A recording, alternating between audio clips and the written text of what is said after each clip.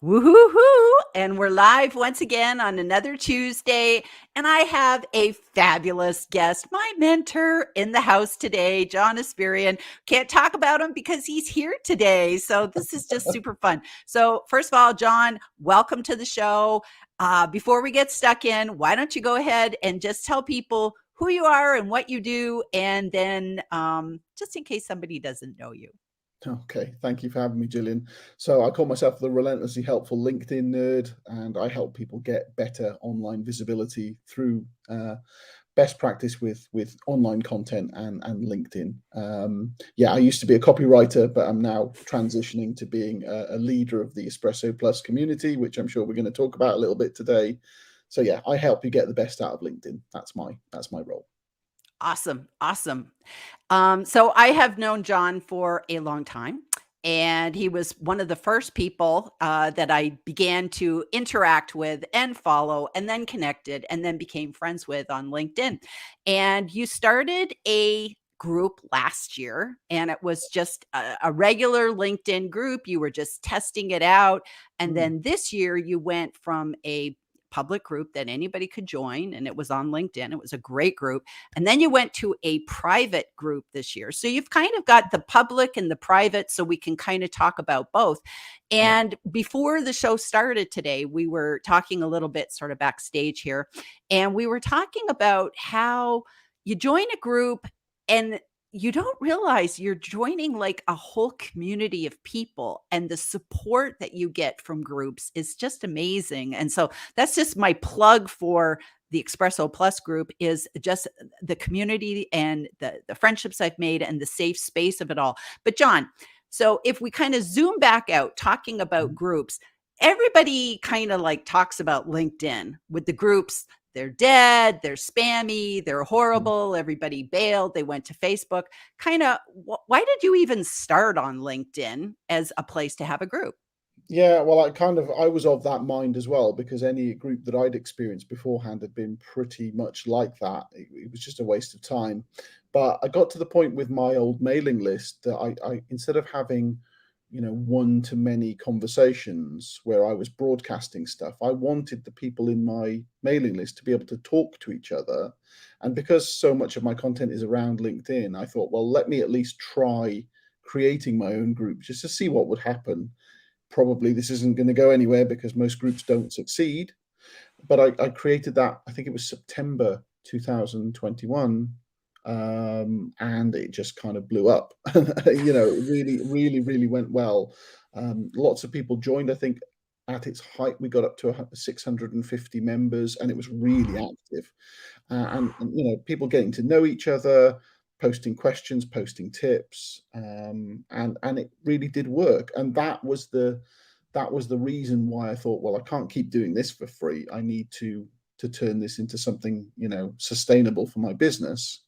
And that's where the idea for the Espresso Plus community came from. But I guess I proved, at least in one case, that a group can work.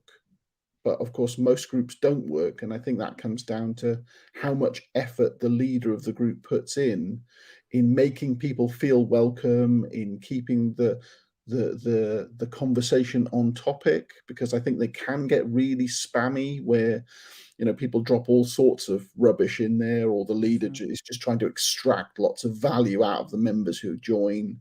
Um, and most importantly, giving people that sense of psychological safety, where you Yes. can just, instead of worrying about hundreds of millions of people potentially looking at your stuff and judging you, you're in a Yes. group with like-minded people who are all trying to do the same thing, and that makes you a little bit braver, and so you can test and do stuff that maybe you wouldn't have been confident enough to do out in the wilds of LinkedIn. I love that. I love that. And I know that there's a lot of times where we might feel everybody knows this but me, like it's like, is Mm. this a stupid question? So you don't want to ask it because you almost feel like, well, if I ask this on LinkedIn, it might not make me look professional. So even having a safe place that you can ask a question and not worry about, does Mm. that make me look dumb by asking that question, is valuable too. So I like that. Yeah, no So doubt. Cool. How did you kind of tackle in this current group and even in your previous group in a Mhm. private or public group, how do you handle the spammy people? How do you stop that from being a part of your group? I make it really clear in the description of the group that, this is meant to be a safe space to learn about things like online visibility and, personal branding, content creation, LinkedIn. Those are the main four things and I just try and reinforce that as much as possible. There have been occasions in the free group and in the paid group where people will maybe stray beyond the lines a little bit. But then if you've got good control over the group, if you keep an eye on what's going on, you can have a private word with people or remove posts if needs be, and just remind everyone of what the intent of the group is. And that has worked well so far. We're only a few months in, so long term, it's I think if you start in the right way and the early members kind of know the house rules, it kind of means that everyone who's joining after the fact will fall into line with what everyone else is doing. So a bit of reinforcement of good practice early on is probably good for the long-term health of the group. But yeah, spam and promotional stuff, that doesn't appeal to me at all, and so I'm not gonna really tolerate that kind of behavior in my group. It comes back to how active you are, because I mean, if I set up a group and then just disappeared for weeks at a time, Yeah, well, who knows how many weeds are gonna grow in the garden while you're away on holiday, you've gotta kind of be quite present, and I right. have been very, very present in the group, and I think that's had the impact that I was looking for, and the group is flourishing because of it. And I think that's probably why your group is successful, John, is that you're leading the group.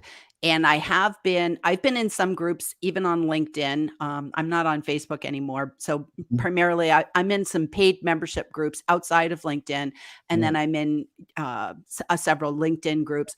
And the leaders, I don't even know who the leader is. Like it's like I've Yeah. joined the group and it's just like you get in there and you just go, it's really noisy Yeah. and everybody's kind of more like, "Here, look at my post, buy my stuff," and there Yeah. doesn't really seem to be any value, but then some of the groups that I'm in, you can tell the leader who the leader is, and that you see the leader, you know, prompting with questions, posts.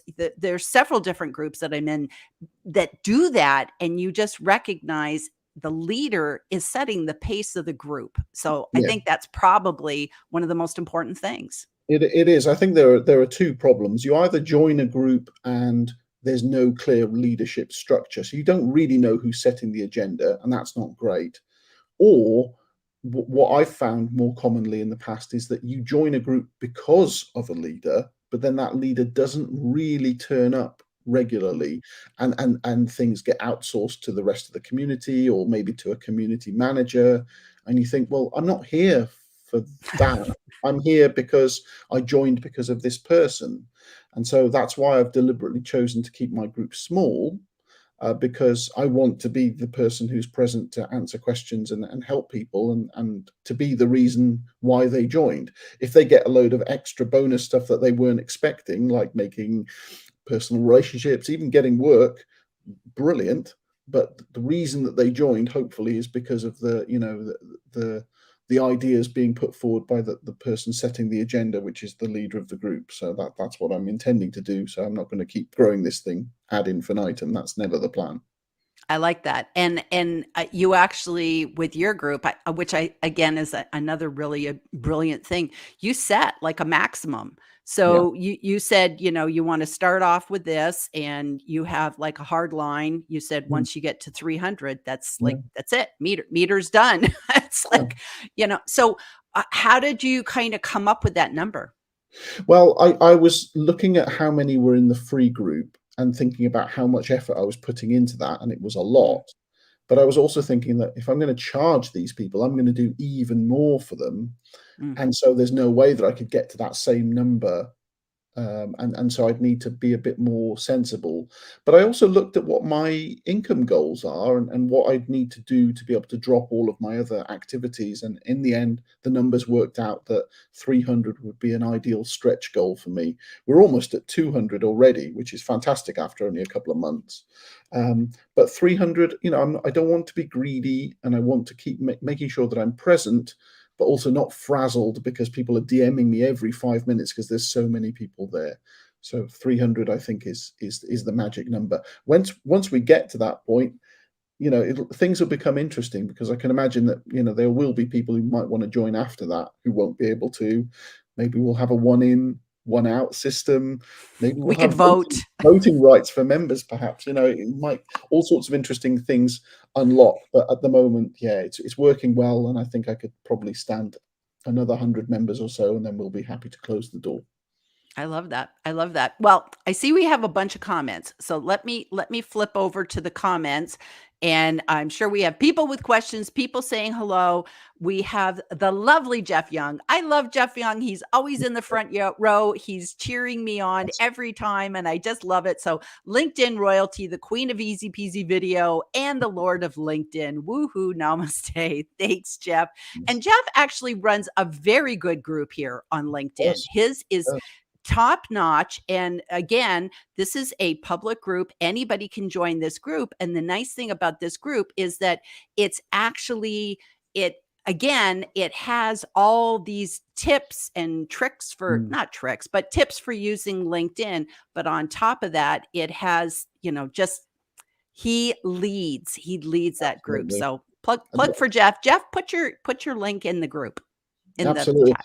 I mean, look at why that succeeds. There's a very clear purpose for the group. There's a very clear leader of the group, and Jeff is, the least spammy person in the world. And he's retired and is doing this because it's fun, and that means that that you're going to get value from that group. And there's no surprise that group wins, because it's been the DNA of the group. The structure of that group makes total sense. Most groups don't have that. Yep. So plug for Jeff. Two fab peeps to join today. Looking forward to this convo. Vicky is great. And it's funny. I was rereading a part of your book yesterday, John, just as a plug. And I actually just picked it up because I'm trying to work on a particular area. And it's a book that I go back to over and over again, Content DNA. It's right on my bookshelf. And one of the quotes was Vicky. And I went, oh my gosh, that's just so fun when you see people, your friends being quoted in a book. So Vicky, I just love you're in the book. I love you're in the book. Hi from Stevenston. Oh, am I saying that right? BC, Canada. Hi, Fran. We have Joe, 1 minute to showtime. And now we're here. Joe. Hi. Hello. We got the YouTube coming in. So Diana, Yes. she is another one who recently started a group, and Diana's group is it's a private membership, and she took her group off of YouTube because she's a YouTuber. She's on LinkedIn as well too, but her main peeps are on YouTube. And I think she's using Circle, which is a community that you can have. So another great group going here. So we got lots of people with groups. Can't see you two. Poor Joe. I wonder if it's because we were doing the intro. Hello from Queens, New York. This is Craig. I met Craig last week. He came to my LinkedIn Live with Danielle and did an absolute smash up job reviewing all of our comments and what we did. So that was great. We've got the lovely Claire. Claire is in the Espresso group. And let's just talk about something we did with Claire, because that was just kind of fun. We did like a deep dive of captions, and we talked about the importance of captioning, because Claire's for captioning, I'm for captioning, you're for captioning. And from that, we came up with the whole captioning pledge, which we took out of the group and extended to all of LinkedIn, of everybody pledging to do captions. So that was kind of something where we brainstormed in the group, did a deep dive for the group for a video, and then it like rippled out into LinkedIn. So I think that's doing good in the world. Yeah, well, I hope so. And it looks like LinkedIn are starting to listen, because I've heard that live captioning is rolling out now, auto captioning for audio events. And I'm guessing that video hopefully will come soon afterwards. So yes, and we did see the LinkedIn News is now doing the auto-generated captions. So to me, that's probably the beta test. So if they can do it, and so far they're looking good. So I think that's really good. That's good. Laura. Now, Laura is again somebody in the Espresso group, and found out she lived down the street from Rachel Simon. They're both in Atlanta. So they met up. And I think that's always a fun thing with groups, when you can take your conversations out of the group into the private. And then when you can turn around and meet somebody That's kinda cool. And you did something for the Espresso Plus group that is a really good idea for anybody to use for their group, and it was your map. Can you Yeah. just talk about that for a second, John? Yeah, so I use a free service called Padlet, and it lets me put pins in a lovely watercolor map, and people can then, in the membership, can locate where each other is, and maybe set up these kind of in-person meetings. I think we've had 5 or 6 of those already, and that's something I never thought would happen. Really, I wasn't Yes. expecting that, but I know you've met someone. Obviously, Laura's met Rachel. It's fantastic, and I have too. So it's really cool, and it just it brings it into the real world then. So yeah, if you've got any kind of membership or community group that you're running, a mapping service, it takes a little bit of time to put it together and to maintain it, especially if you've got like high turnover of members and so forth. But it's a lovely way of being able to see at a glance, how many people are in Australia anyway, or whatever. And Right. and it's a free service, so I use Padlet. It's fantastic. Well worth I a look. love it.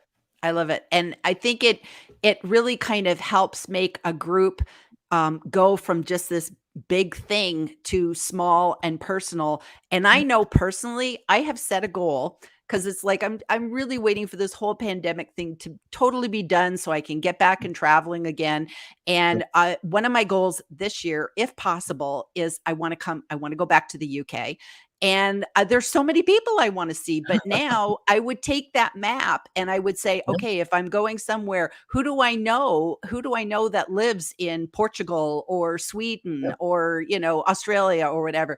And you could use this to actually, meet all your connections through the groups. So that's good. And if I come to the UK, I think I'm going to have to come for 4 months. There's just so many people I've You're got more to than meet. welcome. Got to meet. Okay. We have Giant. Oh, he's awesome. And he's saying hello everyone from India. So we know that means he's up probably like 10 o'clock at night. So that's Yeah. that's dedicated. That's dedicated. And we have Diana again. Okay. I think groups work as long as they are on the platform where you Mm. built your audience. Don't That's a really send good them. point, actually, because I did wonder about that. I mean, I spend so much time on LinkedIn, it made sense for me to try LinkedIn groups, even though I didn't really know whether they were going to work or not. But I can't stand platforms like Facebook, and I don't really use things like Slack or Circle. I don't really use those. So moving someone to a totally different platform just so that you can have communications, that didn't make a lot of sense to me. So I'm glad that it has worked out for me on LinkedIn. And I totally agree with what Dan is saying there. If it's got the facility and you can keep them there, then absolutely go for it. I mean, in an ideal world, you'd have features like, for example, I know on Facebook you can do like a live video inside a group. That's not Yes. something you can do at the moment on LinkedIn, but who knows what might be possible in the future. But yeah, I totally agree with what she's saying there. Are there other things that like if you talked about just LinkedIn groups in general, what Mm. are some other things on your wish list that you would say, if LinkedIn could do something for groups, what would be on John's wish list? Well, I mean, one of the most basic things is just to have date ordering of posts within a group. It's ridiculous that that isn't even a standard feature. I mean, because some people in the group have said, "Oh, I missed something, and when was it posted?" Oh, it was posted yesterday, but you can't order them by date, which is silly. But things like live audio and live video would really take things up a level. Like, for example, if I press a button and just do a video just for the group, automatically captioned and nice and private, that'd be fantastic. So that would be really good. Or making private articles, or like a document upload Mm, area that you can go, here's a PDF and only you guys can see it. That would be really cool. So I'd like to think that these things are coming, because it's clear that LinkedIn hasn't given up on groups. And just the other day, in fact, someone was asking for feedback on how groups could be improved. That suggests that LinkedIn definitely hasn't given up on them. They've got some way to go to catch up with places like Facebook, but we're here for the long run. So let's hope that things keep improving, and it gets even better. I agree. I agree. Okay. We've got Jim. I love how my scared cat music group is growing, and I'm going to keep adding value where I can. And I think that's probably That's the number one mission. Your group has to add value. It can't just be for the sake of the group. And I've seen some people that have tried groups for some things and recognize that doesn't work. And I remember when Gabe Leal started with LinkedIn Lives and how he could, kind of alert the community. And he started off as a group message that lasted about a day because there was just so many messages coming. Right. So then he took it to a group. And Mhm. then after watching this LinkedIn Live that Jeff Young and I did about newsletters, that's when Mm. he went, hey, why don't I put it out in a newsletter format? So sometimes I think we have to just kind of keep trying and saying, okay, if my intention is to add value, how do I do that? And groups are one way. So that's kind of that's a good point. Good point, Jim. I think Vicky says, I think people need to have a plan when they start a group because it's a lot more work than people realize.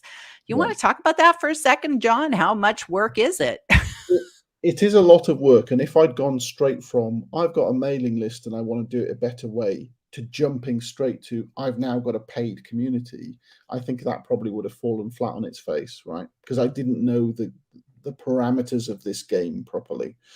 Do what I did, like I do with lots of things, is setting it up as an experiment. Let's Mm, create a free group. Let's see what happens. I'll try and put as much effort in there as is needed, and let's see how much effort that really means. In practice, it was a lot of effort, much more than I was expecting. mm. Bear in mind, I was trying to support 650 people for free. That's a lot. That's a lot. Um, and so the options there were, okay, I either need to close this down and regain my sanity, or I need to accept that if I start charging for it, some people will stick around, most people will fall away. That's just the bare economics of it, and go from there. But I think that initial few months of testing it out for free taught me things that meant that the paid community has been, more successful certainly than it would have been otherwise. So my overriding advice to people is try to test things out in a non-destructive, low stakes way. If you can test something for free, learn your lessons, and then try and think about how that might be monetized down the line, rather than doing, I think maybe what some people do is they'll try and go for a paid thing straight away, or as soon as something starts, they're spamming their offer and, book Mm. my consultancy. It's like, well, okay, let's why not build some trust first? And I don't think actually any of this would have been successful if I hadn't had sort of 5 years of constant LinkedIn helpfulness behind me. I built a reputation from that, which meant people trusted me enough to give me a chance in the group. I think if you haven't built a strong foundation, people probably won't trust you enough to join a private space with you. So consider that as well, and just think in the long term a bit more. So can I ask you, with now that, you've had the experience with the public group and now the Mm. private group, how does Yeah, it affect the rest of the time that you do on LinkedIn? Have you had to sort of pull back with your own yeah. page and profile posting? I have pulled that back a bit because I want to save the best for the people who are actually paying my bills. Mhm. I'm not going to stop having a public presence because I think it's always good to try and bring new, good-hearted, good-minded people into your audience if you can. But if I were to put out exactly the same stream of content publicly as I was doing before, that would just be too much effort for me to sustain. And as much as though I love helping people for free, at the end of the day, people who are paying my bills have to get my attention first. So that's Of why I course. do things like the content reviews and the deep dives, and which you very kindly help with. That premium content, that has to be for the people who are paying your bills first. So that's why I'll focus on that. And if I've got some time and energy left over, then other stuff can go into my public feed. But it's members first. Members matter most, and I'll serve them first always. I like that. I like that. And to be honest, as a paying customer myself, I always appreciate when, the leader of the group makes that content private. I've been in some groups where it's like all their stuff was like given out to everybody else, and it was Mm. just like, well, what am I paying for? I don't, Exactly. I I've don't. I've had the same debate in my head before. It's like, I can't continue with the same model. It's not fair on the people who are paying.